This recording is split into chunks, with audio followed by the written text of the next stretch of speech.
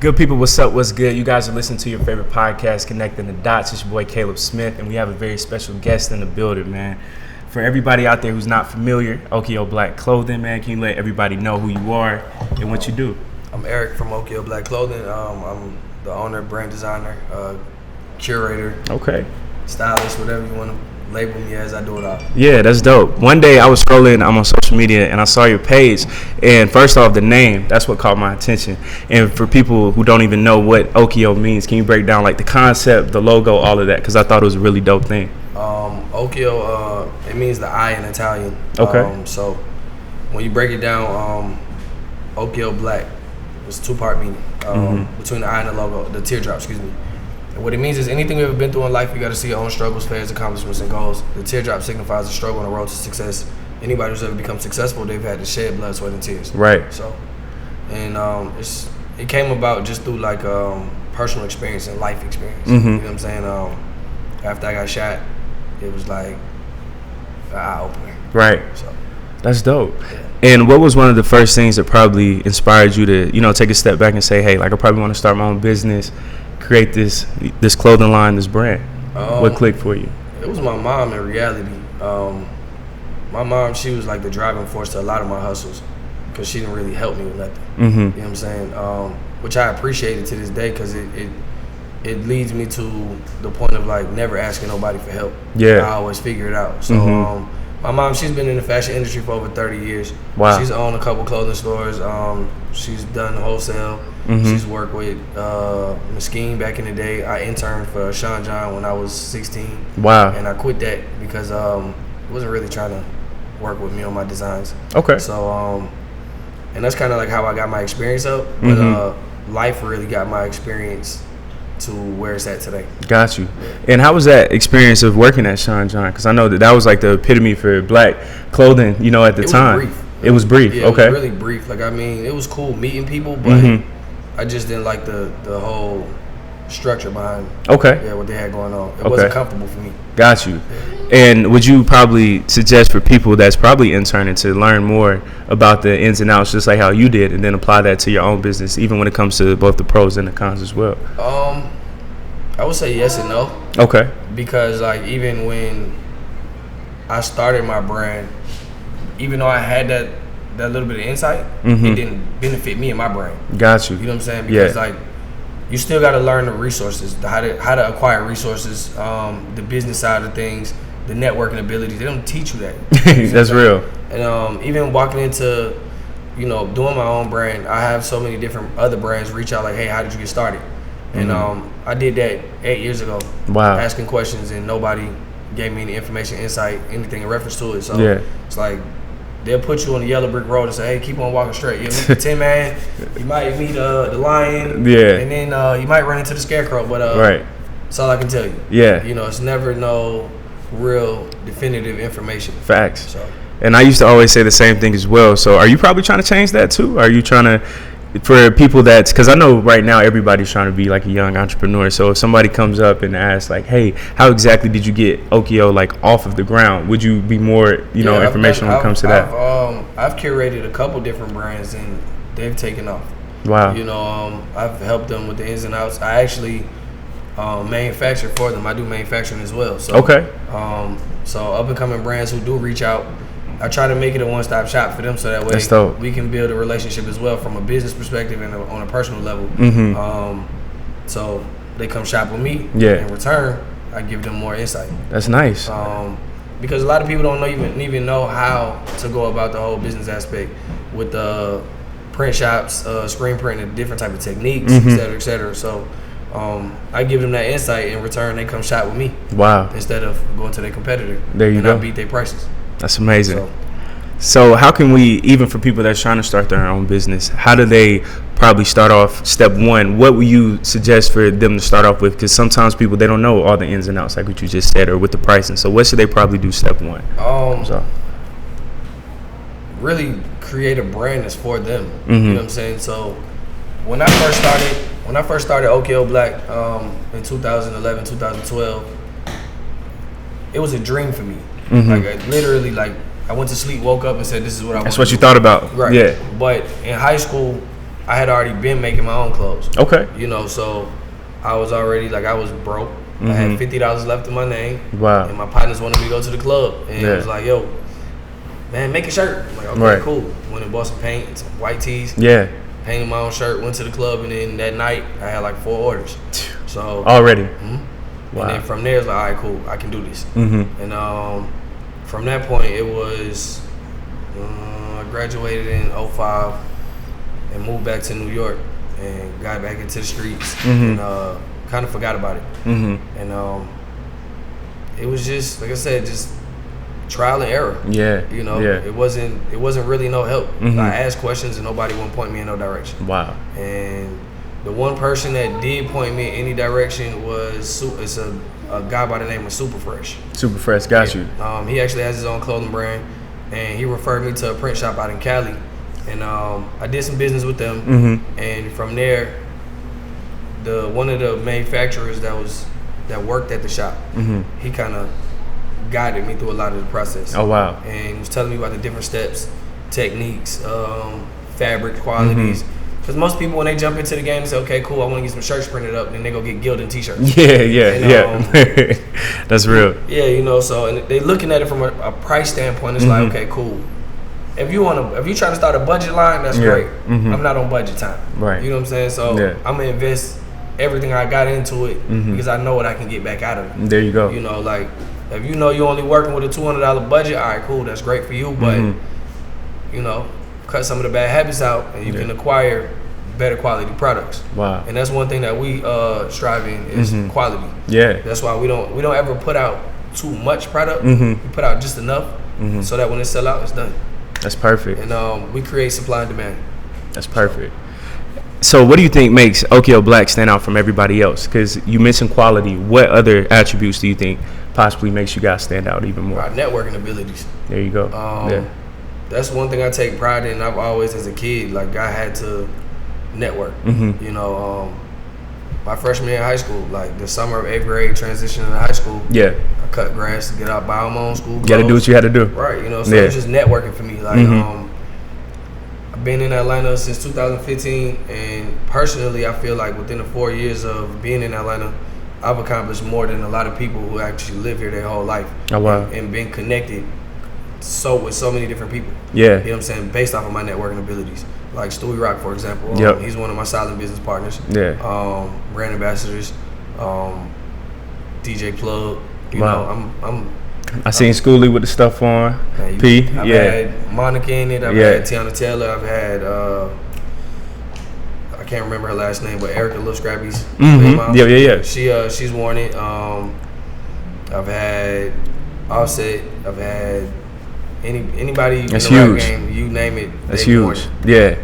And it's just based off of my networking. Yep. I'm at every video shoot. I'm at every photo shoot. I'm at every conference. Yeah. You might not see me there personally, but I'm there. Wow. And I don't think people understand how difficult that is, just getting a foot in the door. So could you even break down how you even know, hey, if they're going to be over here, like, how do you even get there, or how do you even, like, strategize to have, like, a small pitch? Like, when you first see them, hey, this is my brand, this is what I do, yada, yada, yada. So how do you even get a foot in the door? I can't answer that question. You just do what you do. Yeah, like, I mean, being from Brooklyn is like, if you lock the door, I'm gonna climb through the window. Wow. And if you lock the window and the door, I'm gonna burn the house down. So y'all gotta come outside. Yeah. Like, you can't tell me no. So if for example, if I was to walk in Rock Nation right now and they tell me Jay-Z ain't here, I'm gonna find a way to find Jay-Z in that building. Right. You know what I'm saying? One way or another. You're not gonna tell me that he's not here. He has to be here. Wow. Like, that's just how I feel. Yeah. I don't take no for an answer. That's one thing that I don't do. Yeah. I mean, I've had people tell me that, you know, they can plug me in with certain people, and then I get to certain situations, and it's like, okay, cool. Well, it ain't gonna work today. All right, cool. Guess what? I'm just sit right here and I'm gonna wait. Right. Patiently. Like, I don't have nothing but time on my hands. I don't have a 9 to 5. I don't work. This is my job. Wow. This is what I do for a living. This is what feeds my son, pay my bills, take care of my mom and my brothers. Right. So, I ain't got nothing but time on my hands. I'm gonna get it one way or another. Facts. And it's just being tenacious. Yeah. You know, if you're not tenacious in the industry, like, you ain't gonna never make it. Yeah. Even when it comes down to music, like it's all about the network. You know what I'm saying? If you don't know how to network, you don't know how to approach people. It's relationships. Yeah, you know. So and that's what I take pride on. Yeah. My business partner, I had to let him know, like, hey, I don't give a damn if this nigga sitting out eating dinner with his family. Push up. Hey, excuse me, I apologize. Excuse me, my interruption. Got a clothing line. Here's a business card. Yeah. Size you wear? I got a shirt for you in the car. Boom. Right there. Easy. You know what I'm saying? That's it. Easy. You know what I mean? I mean, it might not be the right time, but those are memorable situations. These people remember that. Right. Like, damn, I remember this dude pulled up on me at dinner with my fam. Like, that's how I did Anthony Davis. Oh, wow. He we was at Hooters, and he walked in, sat down, and I pulled up on him. Like, what's up? He was like, hey, we about to eat. Hey, I know you about to eat, but I got this clothing line right here. You had to seize the moment. Exactly. Yeah. And he gave me his contact information, told me to DM. I DM'd him on the spot. He hit me back with his number and blah, blah, blah. Sent him off a care package, and wow. The rest is history. That's it. And I just build my relationships like that because, like I said again, these people don't forget. You know what I'm saying? When you meet them in awkward places, they don't forget. Wow. You know what I'm saying? Club situations, see everybody in the club. Yeah. Don't really care about the club. Catch them at dinner, catch them walking with their wife. You stand out. Right. You know what I'm saying? Yeah. And the fact of the matter is, again, it's like you said about approach. You know what I'm saying? You either can be an asshole behind it or you can be respectful. Yeah. And I'm respectful how I approach them. And they respect my approach and how I brand myself. Yeah. As a person and as a company. Wow. So that's dope. You're a young entrepreneur, Izzy J Black. For pretty much all of y'all, like, how do you guys stay sane? And two, like, you always mention patience. So how do you balance confidence, patience, and also staying sane as well? Like, how do you balance all of those things? I walk away from a lot of situations. Okay. So when I get frustrated, like I take my time to go cool off. You know, like I deal with so many irate customers, you know, on a regular basis. Like, and one thing I take pride in about us, as far as the brand goes, is our shipping methods. Okay.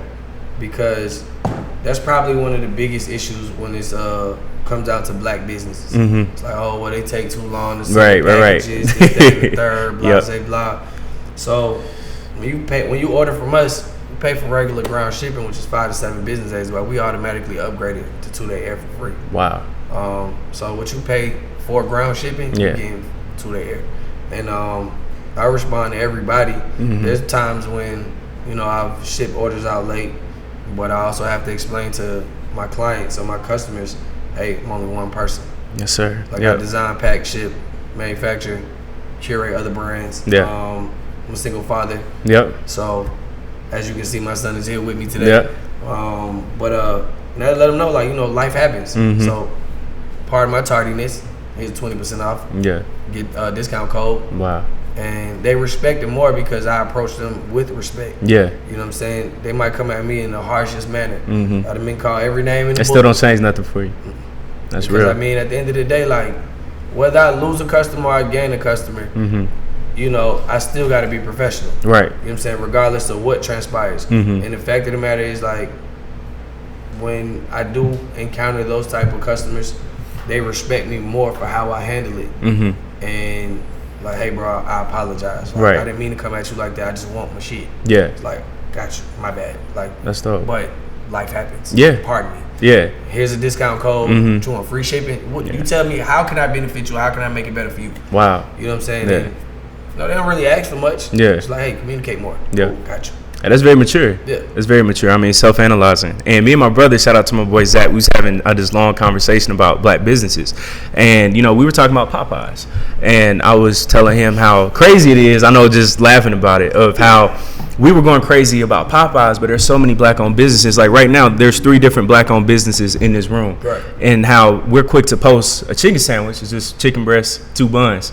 But when it comes to what you're doing, anybody else, we don't really post it that much. Or I got to dig for it just to find Occhio, or just to find Izzy stuff, or J Black. So what is your sentiment, or what do you have to counter people's argument of saying, well, you know, black-owned businesses, they can take too long sometimes, or the quality's not good, or it's not as professional? What do you have to say to those people when they try to say things like that? I mean, I don't really pay it no attention. Okay. I mean, it don't really bother me much. I mean, I've heard it all about my own brand. Mm-hmm. Like, you know, I've had people tell me quality was poor, but for 8 years I've been running strong, and I've never lost a customer as far as my knowledge goes. Yeah. All of my customers are repeats. Wow. So whether I drop $100 piece or a $200 piece, they all shopping. Mm-hmm. You know, so personally, I tell the people if it was up to me, cater to the people that's supporting you. Right. That's all that matters. Mm-hmm. I'd rather have 100 real supporters than 1,000 fake followers. Wow. You know what I'm saying? Like, because think about it. If you selling hypothetically a $25 product and you got 100 customers that's gonna keep shopping every month or weekly, like, what are you losing? Yeah. They still coming back. Still getting paid. You still making money to re-up and do what you need to do. You know, it's just at that point, you know, if you want to gain more, it's about your marketing, your advertising. Yeah. And from that point, like, I don't really pay people no attention. Okay. I don't pay the naysayers no mind. Because like I said before, what I've accomplished in the 4 years of living in Black Hollywood, can't nobody tell me nothing. Yeah. You know what I'm saying? Being a single parent, I done pulled up to radio stations, I done pulled up to movie sets, you know, with product, with my son. And sometimes it even looks better for me to have my son with me because they're like, man, like, he really out here with his kid. Yeah. Hey, you're not playing. My son loves being with me. Like, he likes the photo shoots, assets, and you know, all that. So it's cool for me. I don't have no problem. Yeah. How important do you think it is to have your son around you when you're doing business or, you know, showing him all the ropes? How do you feel about that? He pay attention to everything I do. Right. You know, personally, I think, like, I'm his superhero. I mean, he said it at some point in time, but I've even noticed some qualities that I have in him. You know what I'm saying? His hustle, like, he'll go take a couple pencils from home. And I'm like, where's all the pencils at? It's time to do homework.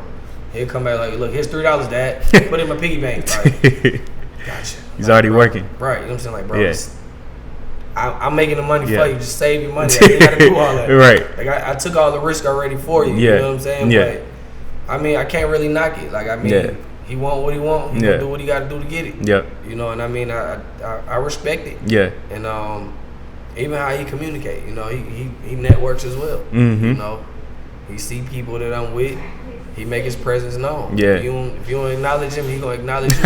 I love that. You know, so I mean, and that's kind of how I am when it comes down to my business. Like, if you don't know me, you gonna know me after this combo. That's it. You know what I'm saying? So, when it comes down to marketing, getting everything out there, what is probably the first thing that you make sure that you always try to do? Like, how do you break down the pretty much the whole marketing process? Because when it comes to that's either make or break of being a true entrepreneur. So how do you market visuals? Got you. I rarely do sponsored ads. Okay. And paid promotions and stuff like socially, because nobody really watch TV like that anymore. That's true. That's very true.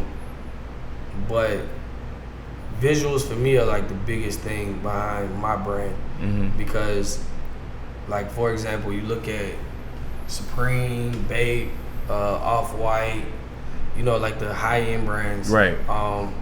They drop product because they have a monumental following. You know what I'm saying? So they can just drop and then reap the benefit behind it. Facts.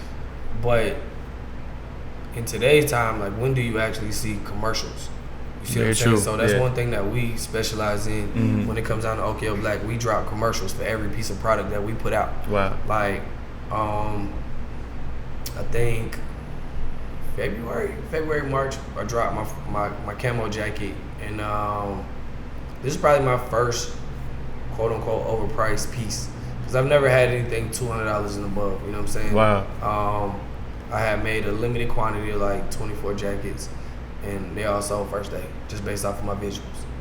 So it let me know right then and there, because it was a tester for me to see, to test the water, to see how the market is. Like, okay, do I have clientele that will spend the money for real? You know, like, you got some people that'll put product out $25, people still won't shop. Yep, that's very true. And maybe because of hearsay or whatever the case may be, word of mouth, like, oh, the quality's bad, shirt fell apart, whatever. But people, like I said, they've been shopping for 8 years. Yeah. So they know my quality. Yeah. Since day one, my quality's been on point. Wow. And it's just one of those situations. Like I said, visuals for us. Yeah. I can't really speak for nobody else. From photo shoots all the way down to commercials. Like, I structure everything like a kickback. So like it's organic, it's real, it's not forced, you know, because when you look at a lot of photo shoots, it's like, okay, this person's trying too hard. You know, they put too much into this versus it being natural. Because what I learned is most people who take the best pictures, their best pictures are off guards. That's facts. You see what I'm That's saying? very true. Yep. Like literally, I book a studio out for like 6 hours. I bring a couple bottles of Hennessy. Yeah. I order some food. Hey, you put this shirt on, you put that shirt on, turn some music on, and we all have it's a shindig. We have fun. Genius. You know what I'm saying? Man, they get their photos in. By the time they get edited and they come back, you're perfect. Wow. I can't complain. Real pictures too. Yeah. Like it's not staged. No. Wow. No stage. No nothing. It's no structure behind our photo shoots.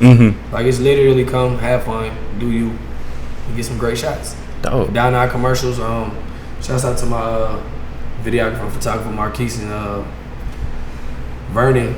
They're the brains behind a lot of it though, as far as the visuals, because Marquise, he does treatments and he curates a lot of stuff as far as visually, and I trust him enough.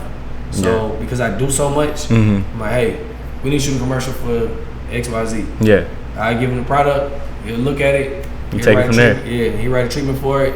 Like set up a shoot for hypothetically Friday at 2. Okay, yeah. Great. Set it up. He already got his people ready. I'm coming with the liquor and food. Yeah. That's it. It just happens. Wow. As a leader, how important do you think it is to delegate responsibilities? Because, you know, just like what you just said, how you're able to tell a photographer, videographer, take care of this, take care of that. So how do you know when you should probably step in and when you should probably fall back as well? When I see people having too much fun. Got you. There's a difference between fun and work.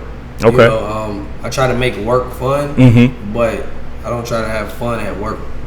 You see what I'm saying? Right. Yeah. Because, like, for example, I had a couple people come, like stylists come through and help, and they got too wrapped up in the food and alcohol versus actually styling the people. You know, I'm like, I had to take a step back. Hey, I need to get on y'all shit or you can go home. Wow. Like, I'm not gonna argue with you about it. Like, I'm not gonna fuss. Yeah. You got one or two options. You're here for a job. Yeah. Having fun is cool, but like I say, you still got a job to do. Yeah. You know what I'm saying? So, it's either you get the work done and we get it done efficiently, or take your ass home. You about business. Yeah. I mean, this is what pays the bills. You know, if I contract you to come in and do some work, like you getting paid. Yeah. And if you want to half-ass the work, I'm gonna half-ass your pay. Yeah. So, as a full-time business owner, what are some of the pressures that you face from time to time? Personally or business? Both, in both aspects. Personally, time with my son. Okay. Family. You know, like, even when I go visit my mom, it's always work. So like, I go, my mom, she lives in Savannah, so I go to Savannah, and I might get there at, say, 9 p.m. on Friday, and post on Facebook and social media like, yo, I'm in town. My house don't shut down at 2:30 in the morning. Like, by the time my mom wake up, or rather I say me, right, it's already breakfast made. I'm just waking up at 12 o'clock because I'm that tired from being on the road to working. And then, you know, business-wise, I would say more so the financial aspect, because we don't have any investors. So we do this out of pocket. You know, hard-earned hustle money. You know, like, I took what I made in the streets, invested into the business, and you know, you have your high points, you have your low points. I mean, there's been times where I've had to borrow money. You know, and I'm fortunate enough to have great people in my corner. You know what I'm saying? Because there's certain people that really like understand what I'm going through and what I'm dealing with, and even throughout my legal struggles. I actually got a case open right now. So even through that, like whatever you need, I got you. But I don't ask for nothing. So they'll help anyway. They'll do whatever they can when they can at the spur of the moment. So prime example, about a month ago, one of my homies called me. He was like, bro, I'm just checking on you. Like, straight. He's like, nah, something ain't right. Wow. Like, I'm good, bro. Like, I'm literally at the bar having a drink. He's like, hey, check your cash app. Send me 2 bands. Wow. You know, out of nowhere. He's like, hey, that's for the business. I ain't need it or want it, ask for it. It was there. Yeah. But, you know, knowing that I got those type of people in my corner that really support my vision and what I'm doing, it means a lot to me. Right. You know, because they see far beyond what I see. Right. You know, like, I'm cool with what's going on now. Like, I don't want to be in any stores right now because I don't want to own my own store because too much overhead. And then being in stores in today's time, everybody want to do consignment. I've done consignment before with some of the top stores in New York. Wow. You know, so I don't have time to do consignment anymore. Like, you can't tell me when you got Gucci or Fendi and or, you know, Bape and Supreme in your store that you can't afford to buy wholesale. It's bullshit. Right. So either way it goes, like, I'm comfortable where I'm at right now, but I'm not content. So that's perfect. So do you think that it's even necessary having a regular brick and mortar shop, or is it more effective if you do everything through pulling up on people's social media, online orders, and things like that? It's personal preference. Okay. In reality, brick and mortar might work for somebody else. Like, for example, God is Dope. Brick and mortar works for them.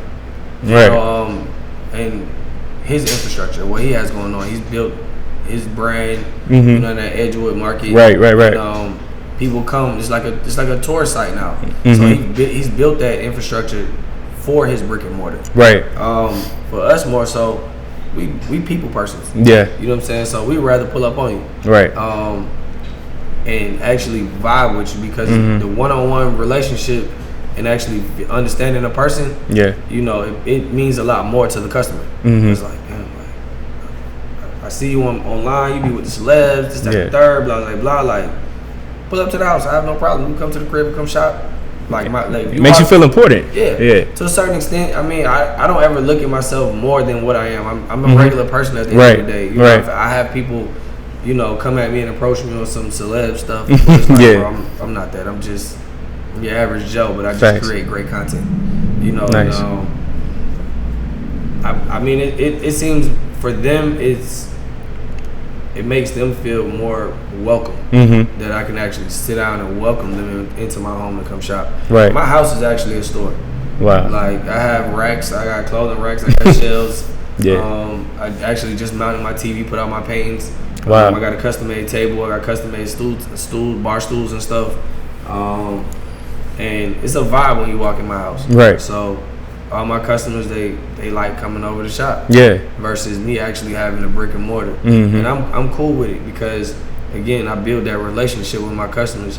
I've actually had customers come shop with me and was going through like real hard times. Wow. And just us interacting on that one-on-one changed their whole day or even changed their situation around. That's dope. Like, I had, like, prime example, I had a customer, he came over. He's like, bro, I just want to support you. And I'm like, appreciate it. He's like, yeah, I'm about to go commit suicide. And I'm like, nah, bro, you can't leave just right. You know what I'm saying? So that's crazy. We probably sat down for like 3 hours and had a conversation. And from that moment, like, we probably the best of friends now. Like, he's on his shit. He got his shit back together. He went and seeked help. And the crazy part about it is, like, his daughter and my son went to the same school. So it hit home for me because it's like, this is somebody's father that my son, you know, he knows her daughter. It's like, okay, cool. Like, I can't let this happen. You know what I mean? Because I grew up without a dad. Right. So I know what it feels like. You know what I'm saying? Like, my pops committed suicide. Wow. So I know that's what it feels like. Right. Yeah. You know what I'm saying? So at that point, like, it's like, nah, I gotta change this guy's mindset, state of mind, his perspective on life. Right. You know, even though it's been hard or whatever you're going through is hard, I get it. We've all had low points in our life. You know what I'm saying? At some point in time, we've all had those thoughts. Maybe some haven't, some have, but we all had somebody in our corner. And as I said, I build that one-on-one relationship with all of my customers, clients, and become friends with them.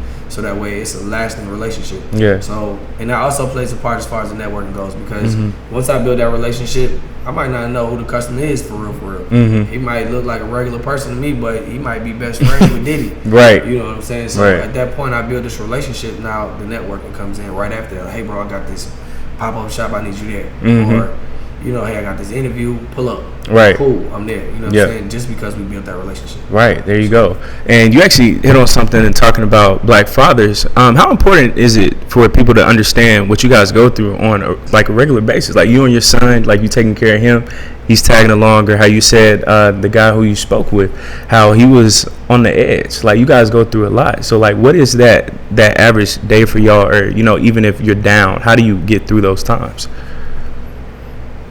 It's a hard question. Something to really think about for real. Yeah. I used to walk away from a lot of stuff. Okay. So like when I was with my BM and we would go through it, like I'd say fuck it and walk away. Right. Because again, like I said, I grew up without my dad, so I didn't have nobody to talk to growing up. Like my mom was in the military, and just sitting back and understanding and analyzing myself as a man, like I had to realize, like, bro, you can't be like this. Right. My son needs me first and foremost. Right. And I need to be a better communicator. So that's something I had to actually focus on as a man, to like be a better communicator, not only for myself but for my son, and communicating with his mom. So that way we can successfully co-parent. But it's hard. Like it's really hard in reality, between, you know, trying to make money, provide for a family, and then we in this hot girl wave right now, you know, city girl wave or whatever. Right. Like women expect a man to walk in their life with 800 credit score, 5-bedroom house, 6 cars. And just don't work like that. Nah, it don't. In reality, like you got some men that actually put forth the effort, and they still are looked down as less than. Wow. You know, and I have a couple homies that felt that way. You know what I'm saying, about themselves. I had to let them know, like, bro, that ain't you. Yeah. Like, whether you working on yourself or not, it's not you. Right. You see what I'm saying? Like, you acknowledge and you understand what you're going through and where you're trying to go. Right. Bro, just take a step back. Yep.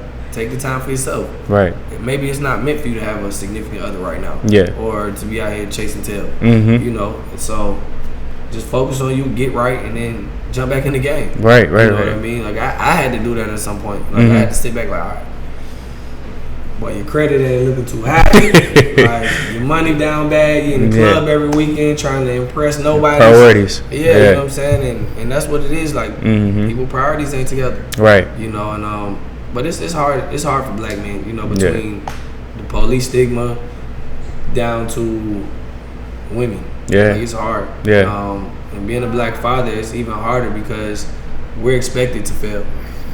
Like it's an expectation for us. And one thing I can honestly say is I don't hang out with nobody that don't take care of their kids. Like all my friends, they take care of their kids. You gotta be like-minded. Exactly. If I know you and you don't take care of yours, you don't do nothing. Right. Bro, don't even. We no longer friends. I can't associate myself with you because I can't call you one day and be like, bro, let's take the kids to Disney World. Let's take the kids to Dave & Buster. Yeah. Because you ain't never got your kid. You in the streets running. You doing all type of BS. Like, it's not that hard to spend time with your kid. Yeah. You know, even if you in a house and y'all watching 2 different TVs, like, sometimes that's the best company for a kid. Wow. They enjoy that. Like, my son, half the time, he don't want to be with me. Yeah, I mean, he's chilling right now. Yeah. He'd rather be in his room watching TV. Yeah. While I'm watching TV, or either I'm doing work on the clothing line, designing something. But just knowing the fact that I'm around, he's happy. Yeah. That's all that matters to me. As long as he's happy, I don't care. You know, he'll come in the room like, can we go to the park? All right, cool, give me 15 minutes. Let me finish this. We're going to the park. Wow. Spend my little time with him. And as long as he got a smile on his face, I don't care about nothing. You good. Yeah, that's dope. As a young entrepreneur, man, how do you know when somebody, a female, is right for you? Because in these scenes that you're in, I already know, like, there's probably women everywhere. So how do you know that somebody's right for you and that somebody is there that you can actually build a team with? How would you know? I wouldn't. I'm single. Right. So if you did, it would be there. Right. I mean, I couldn't tell you in reality because, I mean, I haven't put myself out there after, since me and my son's mother, we parted ways. I haven't really put myself out there to like kind of be on the market. I mean, I converse with females, but you know, I wouldn't even call it dating because I just noticed, just based off of conversing with them, what type of vibes some of them have been on. You know what I'm saying? It's like oh, take me here, take me there, Mm-hmm. help me with this, help me with that. And it's like, nah, I can't do that. I'm not here to facilitate your life. I have a That's child. deep. I have a child to take care of already. Right. You know what I'm saying? I don't need another. If I want another child, like, we can make that. Yeah, You know what I'm saying? yeah. But I'm not here to take care of no grown ass adult. You know Wow. what I'm saying? Like, if you want to be together or you want to work towards something, we can do that together. Yeah. You know, the key word is to. That's You know what I'm facts. saying? Yeah. But like I said, I haven't really put myself out there, but I haven't ran away from it Mm-hmm. or anything like that. It's just I ain't really set out to really focus my energy on that. Right. I mean, would I like somebody that's supportive and there? Of course, but Yeah. you know, time is of the essence. It'll come when it's supposed to. Ain't no rush. I like for things to happen organically anyway. That's real. So Okay. Let's peel back just a little bit. Going back to Savannah, when Occhio Black first started, when did you know that this was something that was actually going to stand, the test of time? And now we're here 8 years later. So how was that whole process when you first got it kicked off, when you met your business partner? How did all those things all connect? when I started Occhio Black, I really didn't have no insight on anything. Okay. I had a conversation with one of my childhood friends in about 2010, the end of 2010, early 2011, when I moved back to Savannah, because I was in New York. Mm-hmm. And he was like, "What's up with the clothing line?" I'm like, "What you talking about?" I literally forgot about it. I'm like, "What are you talking about?" He's like, "Bro, I've been waiting on this clothing line since we was seniors in high school." Right. Like, bro, that's like 5-6 years ago. Like, what are you talking about? He was like, "Man, the clothing line, man. Like, you used to talk about it in school all the time." I'm like, "You really remember that?" Yeah. Okay, cool. So went through. I got locked up a couple times actually, and then from there it was like, what are you gonna do with your life? Right. Didn't have no direction, no nothing. I called my cousin one day. We had a conversation, and I told her what I wanted to do. I was like, I think I want to do a clothing line. Like, I think it's gonna work for me. Mm-hmm. And she sent me $300. Wow. And my first design came from a conversation that I had with my mom after I got jumped, and I was with some friends that weren't there. Like, you would think in a situation like that, your friends would jump in or try to help, but yeah, it didn't work out like that in my favor. So I had a conversation with my mom, and one thing that she told me was, in order for you to become successful in life, you gotta hang around successful people. Wow. And in order for you to become a winner, you gotta hang around people that win. You know what I'm saying? Success breeds success. Yep. So went to sleep, woke up, started sketching, and came up with my very first logo, the Winner Circle logo. And I haven't dropped that in a couple of years, but it was my very first logo. I dropped it, crazy visuals behind it, and it was like black and white grayscale. Wow. And I didn't want to come out with full color photos. I wanted to do something different. So dropped that, and just kind of took off at that point. Wow. But it didn't take off because of the brand itself. It took off because of me as a person.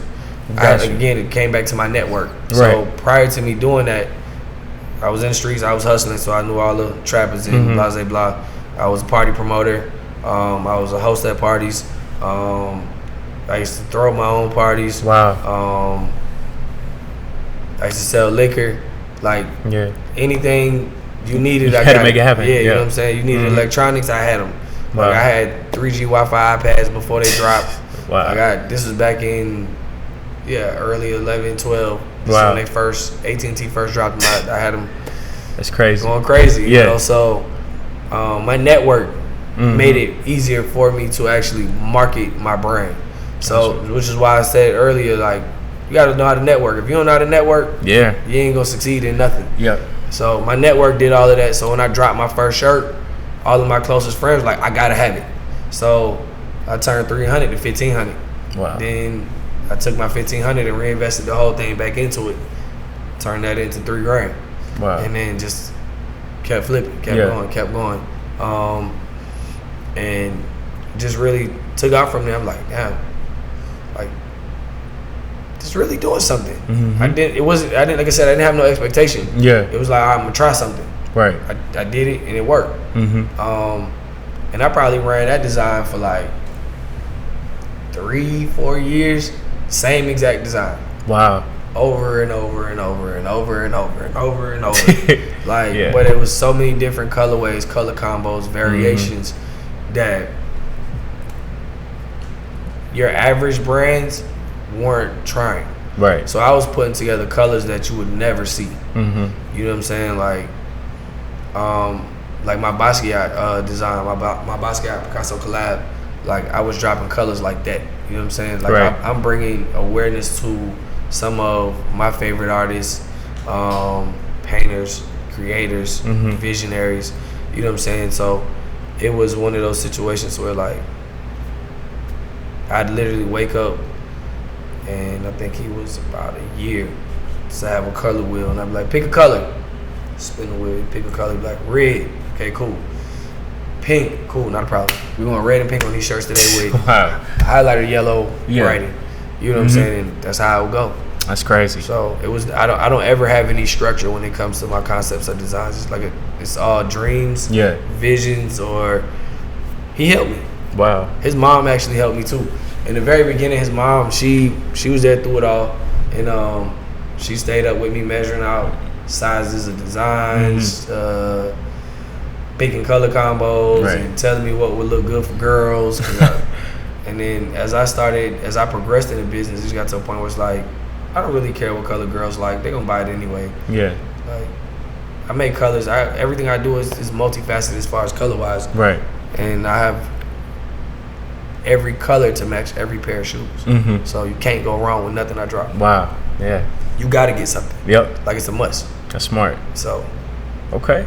Relationships, that was, one of the things that were constantly mentioned, like, the whole entire time. And one of the people I thought about was Devlin Carter, who was on the Breakfast Club. And you being in contact with him, what is that a relationship for you guys? How has that beneficial, and what have you learned from him so far? And also, what has he learned from you? Honestly, I can't say as far as what he's learned from me. Me learning from him as far as what he's done and how he's structured everything for his business. And how he doesn't devalue himself. Okay, it means a lot to me because being in this industry, you have the expectation of celebs always expecting something for free. Yeah, you can't walk up on me with $200,000 chain on and watch, and just been on Instagram 10 minutes prior, like with 100,000 cash, like, oh, let me get a free shirt. Right, do it, my brother. Right, I can't walk up to you and ask you for a free verse. I can't walk up to your studio and ask you for a free studio time. I can't do it. This is how you feed your family. Right. Like, it's one thing if you already built a relationship with somebody and you're doing something just out the strength, cool. Because the reciprocation is also going to bring, you're going to reap the benefit the same way. Right. But I'm not really reaping no benefits because they'll wear my clothes. Don't get me wrong, I've done it in the past. They'll wear it, won't ever tag me. So it's like, wow. Like, for example, Young Thug, he's probably like the biggest person that's worn my clothes and didn't tag me. I mean, wow. But he also had a shirt for a whole year prior to actually wearing it. So, wow. I mean, it was a good look. Yeah. Don't get me wrong. I mean, I got sales from it because people wanted what he had, but it could have been bigger if he tagged you. Yeah, definitely. And somebody told me once upon a time, like, these people don't owe me anything, so I shouldn't expect for them to tag me anything. And I mean, I get it, but at the same token, it's like, hypothetically, you being an artist, radio don't owe you nothing either. That's facts. You see what I'm saying? Like, the radio don't have to play your music at no point in time. Yep. But because they like your music, or, you got to like my brand enough to put it on your back. Right. You know what I'm saying? So if you like it that much, it's not gonna kill you to tag me. Yeah. It's not gonna kill you to say shout out such and such and such. Yeah. But I mean, it is what it is. I take the good with the bad and I keep pushing. Right. You know what I'm saying? I do my little reposts, shares, and let it do what it's supposed to do. Extra motivation for you. I mean, because again, if I've had Young Thug, I've had Monica, I've had Shannon Brown, I've had NBA players wearing my stuff, I've had legends, I've had current rap moguls, quote unquote, however you want to label them, stars wearing my brand. I'm this close. Right. You see what I'm saying? So at the end of the day, whether they tag me or not, I'm still gonna do what I'm supposed to do. I'm still gonna make it. Right. You know what I'm saying? One way or another.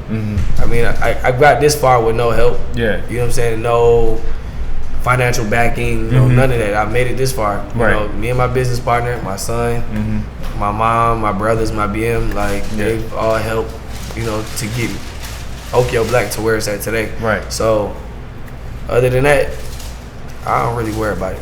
I feel you. Yeah. Us as a people, what do you think it would take for us to finally support each other, like unconsciously, without even having to think about it? Like how you mentioned with Thug, or, you know, even with this sometimes, you know, there's been instances where we would film people, ask for like a shout out or something, and that may not happen. But then we'll probably see that same person post this, that, and the third that's not Black owned. So what do you think it takes for us to finally love each other to the point that we can give each other a shout out, support each other? I think a lot of people just hate themselves. Wow. I mean, it's just personally how I feel. I have no problem shouting nobody out at no point in time. I do it all the time. Right. Randomly, subconsciously, consciously. Yeah. You know what I'm saying? I do it all the time. And I think it's a lot of what I share or what I repost is based off of what I like personally. So when it's all said and done, I don't have a problem sharing everything, but there's certain factors like punctuation or grammatical errors, things like that. You know what I'm saying? Like you can't be sharing somebody's business post that don't know the difference between there and there. You know what I'm saying? 2 and 2. I hate that one. You know what I'm saying? So like it's like that's true. You know, I'd push you like, hey, you need to correct this. Yeah. You know what I'm saying? Like I had a young lady, she DM'd me the other day about a pop-up shop, and she was like, hey, would you be interested in coming to the pop-up? I'm like, yeah, cool, no problem. And then she sent me a cash app like, hey, vendor fees are $125. I'm like, yeah, that's not how you approach that situation. Because when you tell me you're inviting me somewhere, it's not me telling me, hey, you need to pay to set up. Right. And I had to let her know, like, hey, your approach is wrong. Right. You know what I'm saying? Like, this is how you have to approach the situation. Like, hey, we're having this pop-up shop. Would you be interested in such and such? Vendor fees are, et cetera, et cetera. You got to disclose all this information up front so that way I know what I'm getting myself into. Right. You know, because when she sent me the cash app, I asked, like, hey, are you inviting me? Or are you, like what is it? She's like, of course I'm inviting you. I'm like, okay, well, if you're inviting me, why are you sending me a cash app? Wow. Like, and it's not, I'm not trying to be an asshole or be rude about it, but it's just, some people don't know. Yeah. They don't know how to effectively communicate, and they don't know how to delegate business the right way. Business etiquette. Yeah, exactly. You know what I'm saying? They don't know. And I think that separates me apart from a lot of people because I'm self-taught on a lot of this. Like, I went to school for business and I dropped out, and because a lot of the BS that they teach, and I taught myself a lot of it, of how to communicate and how to delegate business and the etiquettes behind it. You know what I'm saying? Because it's like, why go to school to pay $140,000 in reality? And my first 2.5 years, you teaching me about math, science, English, and social studies. That's real. General ed courses. Like, you know what I'm saying? Like, I just got out of high school. I just did all of this. I had to take a high school exit exam, like, to get to college. Like, why do I have to do all of this same bullshit? Like, I haven't been out of school but for 2 months, and you tell me I need a refresher? It's not that serious. Wow. Like, personally, it's not that serious. Like, I feel like I should jump straight into my major. If I'm going to pay all this money, I should jump straight into my major. You're not going to waste your time. So do you think that it's smart for us to actually go to school for business? It depends. It depends. Okay. I mean, it depends on what you're trying to do with your business. You know, or where you're going, what type of business you're trying to flourish in. Okay. Like I said, personally, me, I'm self-taught. My mom was self-taught. One thing I've learned is over the course of time, any monkey can run a business. Like, just being honest with you, it takes a smart monkey to run a successful business. Wow. And, you know, when I use the term monkey, I don't use that. I'm not using that. Yeah, towards black people. You know? You're right. So, just because on a business note, all business is network. In reality, yeah, that's very true. Network. So if there's certain aspects about business that you don't know, you can take an accounting class. That's easy. Yeah. You know what I'm saying? Or you can take a marketing class. Yeah. And there's programs that offer that. Yeah. You know, direct programs, so that way you get that experience and exposure to know how to market or advertise, or, you know, even networking. You know, there's courses for that that you can pay for directly to get that done. Right. Versus going to school for 4.5 years, if 4.5 years. Yeah. Some people to get out of 5. Yeah, a lot take longer than 4. Right. Yeah. You know what I'm saying? So we're gonna say 4.5 just to be on the safe side. Right. And end up in debt, and then you go to college, get out, still can't find a job in your field. That's facts. You know what I'm saying? Like, I can't see it. Yeah. You know, everything I've ever wanted to do in my life, I've accomplished it. Wow. I said I wanted to work at UPS and drive trucks, I did that. Yeah. I said I wanted to work at warehouses, I did that. I wanted to learn how to drive every piece of heavy machinery, I've done it. Wow. You know, I said I wanted to start my own brand, I did it. Yeah. You know, it's just innovation for me now. At this point, Right. it's like, what's next? Right. You know, once I had that dream about what I want to do, then I'm gonna do it. Mm-hmm. I'm not gonna allow nobody. I've never allowed nobody to stop me from accomplishing anything. Yeah. So, for people that's working 9 to 5s right now, who probably got lost in the sauce, like just like what you said, we go to school, do everything by the book, and these people are realizing, man, I'm gonna work all my life and probably only get 10 years off, and then I'm dead. What advice do you have for those people? Like, take that chance, because they could be just like it's you. 24 hours in a day, man. Wow. Yeah. Just being honest with you, like it's 24 hours in a day. You work that 9 to 5. That's 8. What are you doing for the rest of it? 30 a day's gone. Yep. You see what I'm saying? Yep. Like, what are you doing for the rest of your day? Yep. Like, it's not that. It doesn't take that much time to sit down and write a business plan, or even plan to write a business plan. Right. You know, I can guarantee you, everybody in this room right now, you check your engagement on Instagram. See how many hours you spend on Instagram. Yep. Exactly. You see what I'm saying? Right. All right, you cut back on that. That's a free hour for you to actually invest time, effort, and knowledge into your business, or even go study something to put towards something. Yeah. You know what I'm saying? Whether it's rebuilding your credit, whether it's, you know, starting a business, writing a business plan, or anything. Yeah. Whether it's your kids or whatever. I mean, because today we live in a society where kids practically raise themselves, which is why they're doing all the bullshit they're doing. That's real. Because parents are so busy in their phones and playing video games more than the kids are. Yep. But, you know, like I said, it's 24 hours in a day. It's all on how you use them 24 hours. Yeah. I mean, whether you got a 9 to 5 or not, I had a 9 to 5. But my 9 to 5 was a 12 to 12.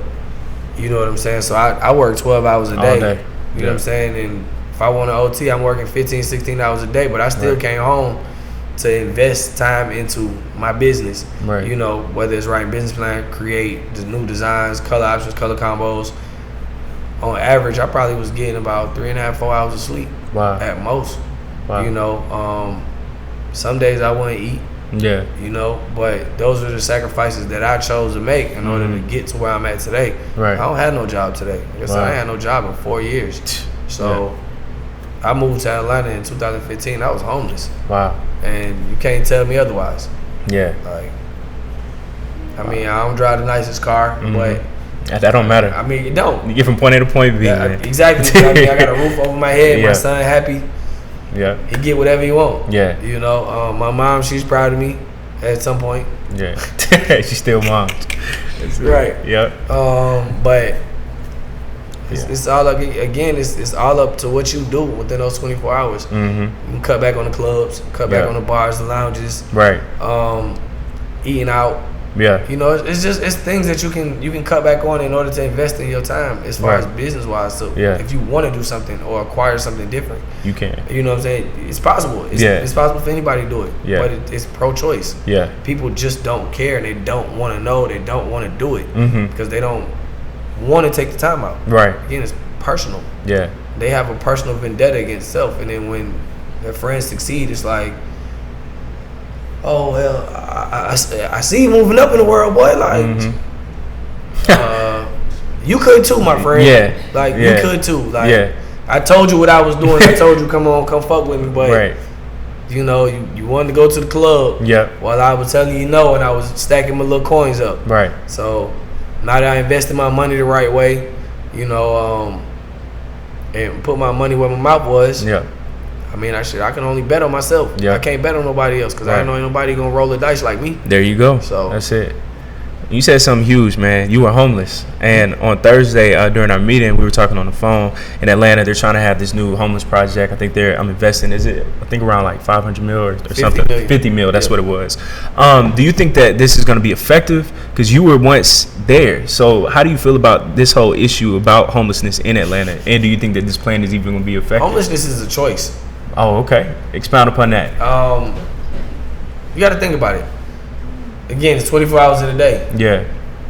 So if you can stand in front of a store and beg me down for $1 and sleep on the street, yeah, that's a choice that you made. You chose to sleep on the street. Granted, everybody goes through hardships. Facts. I get it. When I moved to Atlanta, I chose to put myself in a hard place. It was a choice for me. When I moved to Atlanta, I didn't tell nobody I was moving to Atlanta. You were taking a risk. I packed all my bags up. I mean, it wasn't really a risk for me. I was depressed. I couldn't. I wasn't with my son. Like I had a heart attack July 4, 2015. Wow. I OD'd on Percocets. Wow. And checked myself out the hospital and I left. Wow. And it was like either you sink or you swim. And me being from Brooklyn, if I can make it in New York, I can make it anywhere in the world. Wow. You can't tell me nothing. Yeah. Like, and I ain't even trying to be funny about that. Nah. Slept in my car some days. Slept on a couple couches. My partner, he gave me his apartment for like a month. He had just bought a house and he was like, bro, the lease about to be up in 2 months. You can stay over here for a couple months until you get back right. Yeah. Got back into the streets and got my money up. Got my own spot. Well, I'm lying. Got my money up and then me and my BM tried to work it out. And then from there, I got my own spot. Wow.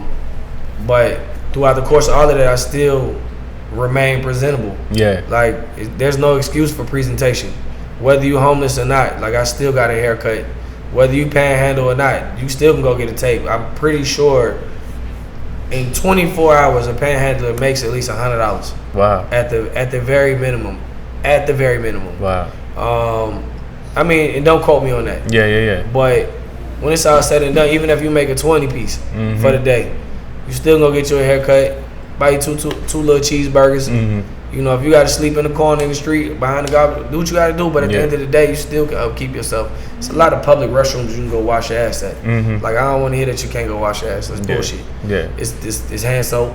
Like, I make it work the best of my ability. Niggas in jail make it work. Yeah, that's true. You know what I'm saying? So whether they got a roof over their head or not, by choice or by force, they still make it work. They still make they create snacks. They create, you know, art, blah blah blah, etc. etc. Like I seen there's a post on Instagram a couple months ago about the one dude who cut up all his mats and stuff in jail. And made I saw that. Yeah. You know what I'm saying? It's choice. Yeah. You know what I'm saying? Yeah. Use what you got around you and you elevate from that. Right. You know, I mean, it's a good thing because about the homeless project, it's a good thing to a certain extent. Yeah. And the reason I say to a certain extent is because, again, it's choice. You got a lot of people that's homeless that collect retirement checks or disability checks. That's true. They choose to be on the street. Yeah. They don't want to pay rent. They don't want to do none of that.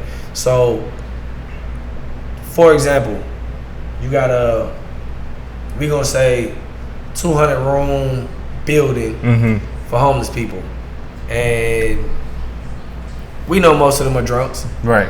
We know some of them get disability checks and retirement checks. Yeah.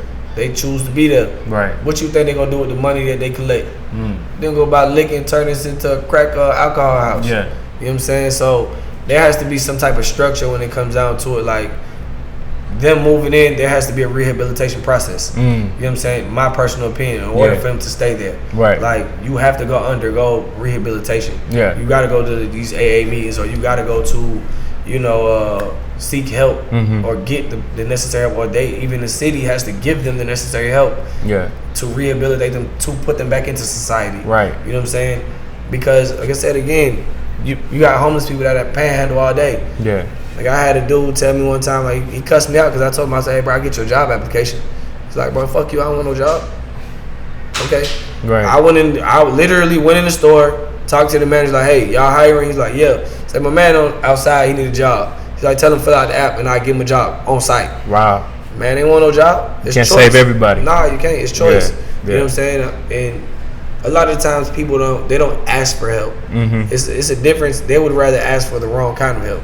Like, if you homeless and you need a roof over your head, like, for the night, I have no problem. Personally, I've done it before. Yeah. I go get the little hotel for you. Whether you do right or you do wrong, I know I did what's right in my heart. Right. And God gonna bless me regardless. You already did what you were supposed to do. Exactly. Yeah. You know, I didn't have people walk up to me before like, oh, me and my wife, we homeless with the kids with them. Right. Giving the sad sob story, whether they are or they not. Yeah.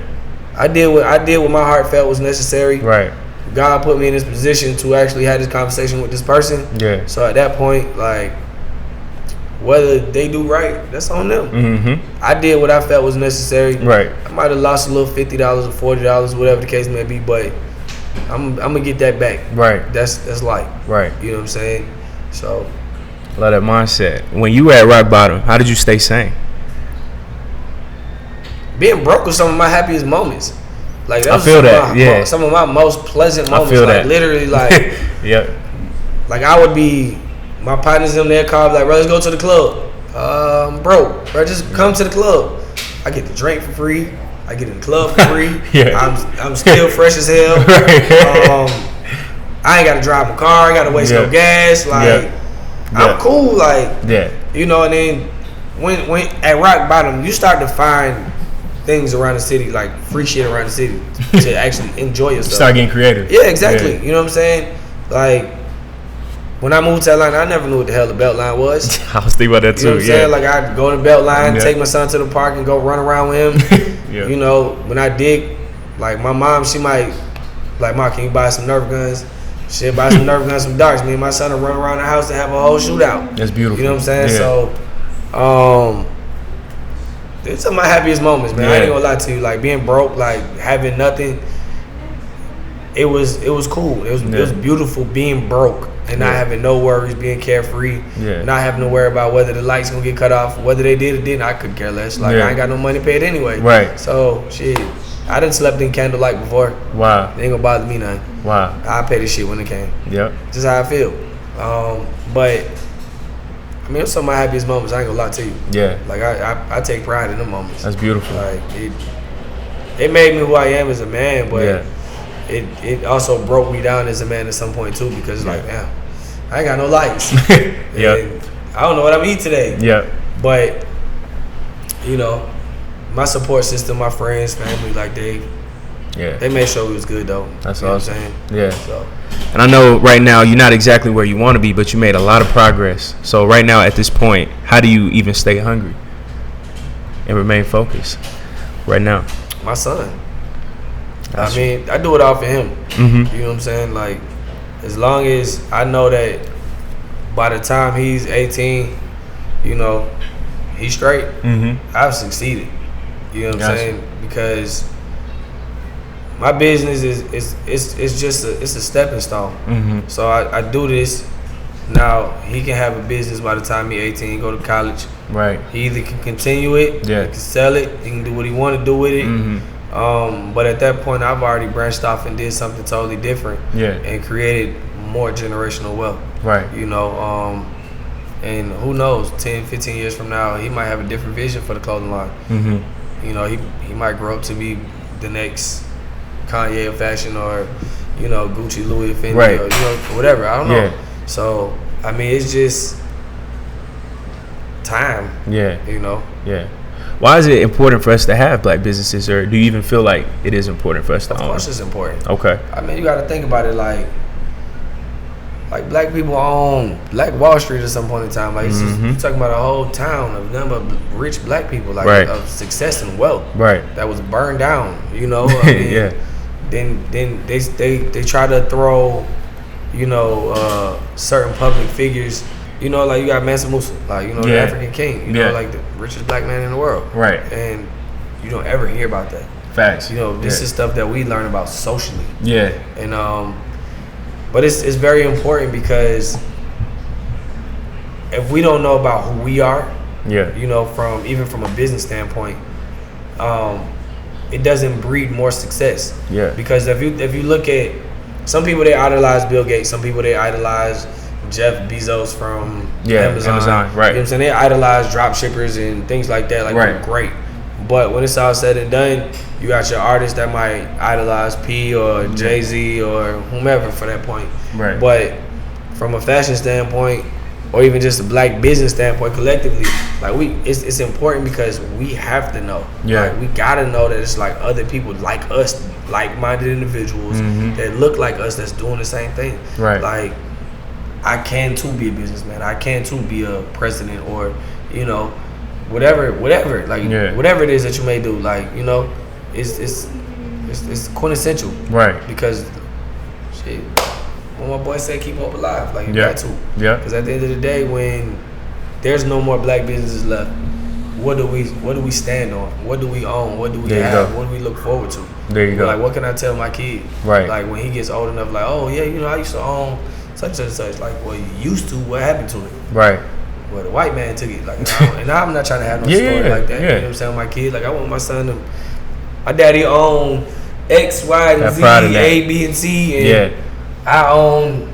You know, like, that's like those type of conversations I want to have with my kid and my grandkids, and great grands. You know, when that time comes. Yeah. Like, I want my great grandchildren to wake up and not have nothing to worry about. That's respect. You know, so it's important. Like, it's very important for black businesses to actually. But see, the problem is, I think black businesses, they need to all work together. That's a big one. Okay. Just how Atlanta does with the music industry. Yeah. Black businesses need to do the same, and they all need to network. And in the networking aspect, don't get me wrong, it takes money to make money. But at some point in time, bartering is key. People don't know how to barter. Yeah. They don't know how to use the bartering method from a business standpoint to be beneficial for both parties. Like, hypothetically speaking, you know, say you, like with this interview, you call me, like, hey, let's do this interview, give me 2 shirts. Cool. You got what you need. Services. You see what I'm saying? Right. Like, we working with each other. So you got product, you gonna market me. Right. We do this interview. Right. Now I share you to my followers, et cetera, et cetera. Like, bartering is quintessential in business. Yes, sir. You know what I'm saying? Like, it's very quintessential, but a lot of people don't know how to barter, and they don't know how to communicate effectively to barter effectively. Right. So, you know, one thing I do is I barter a lot though. Like, I do a lot of bartering. Like, smart. Yeah. Like, I've been bartering since bartering was cool. Before bartering was cool, like, for real. Yeah, you got to make it happen. I mean, I was broke most of the time, so it's like, what do you need? How can I help you? Yeah. All right, well, if you come cut my grass today, like, I'll wash your car tomorrow. Right. Okay, cool, great, because I hate washing cars. See? Well, I hate cutting grass. Let's do it. There you go. You know, we both win. Yeah. So, that's smart. When it's all said and done, man, what do you want for people to say about Eric Fresh and also Occhio Black? Overall, I want them to just look at me like a cool dude. You know what I'm saying? Somebody that's well respected in the game, as far as the fashion industry.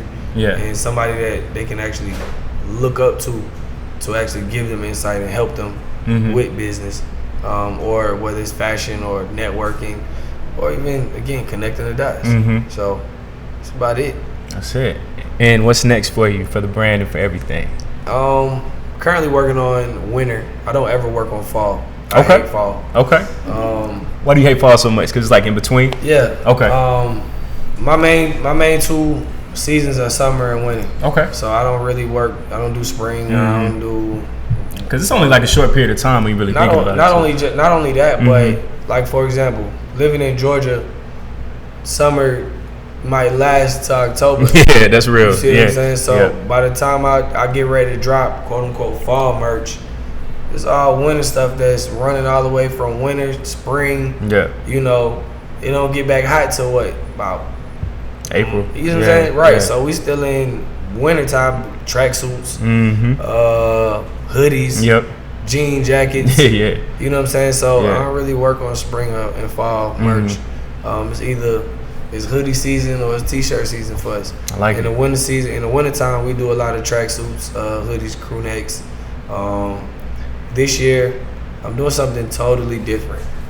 I'm not gonna say just yet. Yeah. Can't disclose that because I don't want nobody to know exactly what I'm doing. But I'm dropping a hoodie that's totally different than anybody's ever seen. I like it. And then I have bringing out more jackets this year. Okay. And way more tracksuits because based off of clientele and following, that's what the consumers are asking for. Yeah. They're like, bro, we need tracksuits.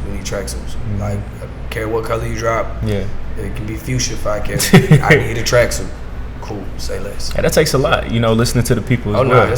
No, we do a lot of interaction with the public. That's nice. You know what I'm saying? As far as the people that scavenger hunt too. I saw that. Yeah. Yeah. I'm probably gonna do another one tonight or tomorrow. Okay. I don't know. Check that out. Just depends on how much more I want to give away or what I have left. Okay. But yeah. So we'll make posts. Give us color combo for this design, and whoever get the most likes on this post, send them a free shirt.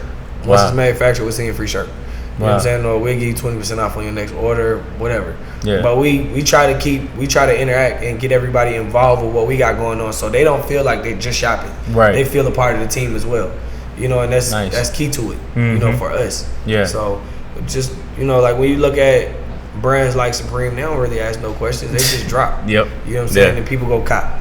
So and we don't want it to be like that. We want them to feel like they're with us. Yeah. You know what I'm saying? So when we make it, they make it too. And one thing about us is we try to give opportunity. So hypothetically, you're a graphic designer. I might not need you on my team, but I'm gonna push you to the next person. Right. You know what I'm saying? Like, all right, cool. I got somebody that needs some freelance work. Hey, hit my boy up. He fire with this, that, and the third. He specializes in XYZ. That's perfect. And just the networking ability. Awesome. So, and for anybody who's interested, where can they find you, and also where can they follow you? You can follow us at Occhio _BLK _clothing on Instagram, Facebook, Occhio Black Clothing. Find me on Instagram personally, website wise, OccioBlack.com, and yeah. Awesome. Perfect. I learned a lot from this man. I hope you guys did as well. Make sure to like, comment, and subscribe. And thank you guys again. You guys be good. Peace.